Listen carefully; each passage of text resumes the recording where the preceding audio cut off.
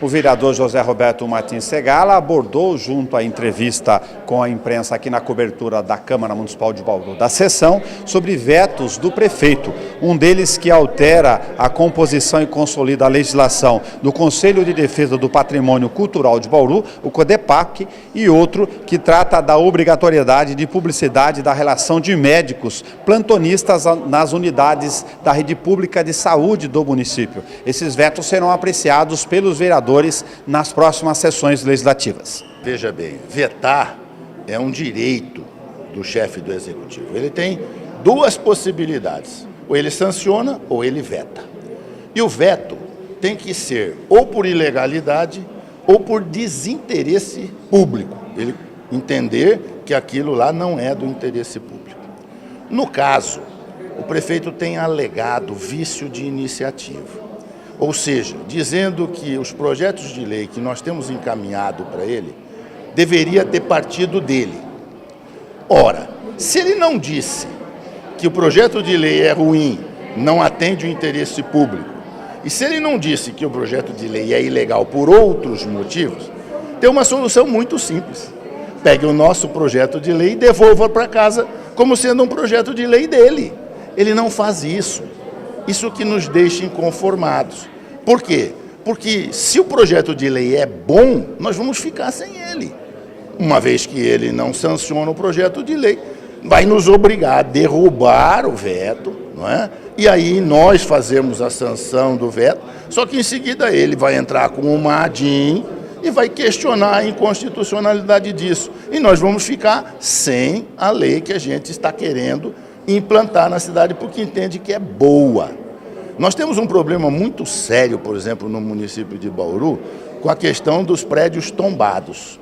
Todos nós acompanhamos a dificuldade que é o tombamento de prédios aqui na região central, que estão abandonados, invadidos, sendo um antro de marginais, prédios que estão ameaçando a segurança, inclusive, de quem passa pela rua, porque alguns deles estão até em condições de ruir, e nós não temos condição de intervir nisso, porque o CODEPAC, né, é um órgão do Executivo. Veio o projeto de lei para cá e nós apenas fizemos uma mudança no sentido de que as propostas do CODEPAC sejam aprovadas pela Câmara. Porque a Câmara, verdadeiramente, por ter 17 membros, é que conhece a realidade, porque está em contato com mais intimidade com a população. Esse projeto foi vetado, por exemplo. Então nós vamos continuar nessa situação que nós estamos vivenciando aqui. É isso que nos dá inconformismo. Eu vou dar um exemplo a vocês. A Prefeitura enviou aqui para a Câmara um projeto de lei para fazer a capinação de terrenos e cobrar dos munícipes. Hoje já existe uma lei aprovada nesta casa, em vigor, que determina que tanto a Prefeitura Municipal deva cuidar dos imóveis dela, cortar o mato dos imóveis dela, quanto o munícipe deve fazer isso nos dele. A Prefeitura manda um projeto de lei aqui, que revoga a lei anterior e diz que o munícipe deve fazer isto nos imóveis dele, mas ela, a Prefeitura, não vai fazer isso nos imóveis dela.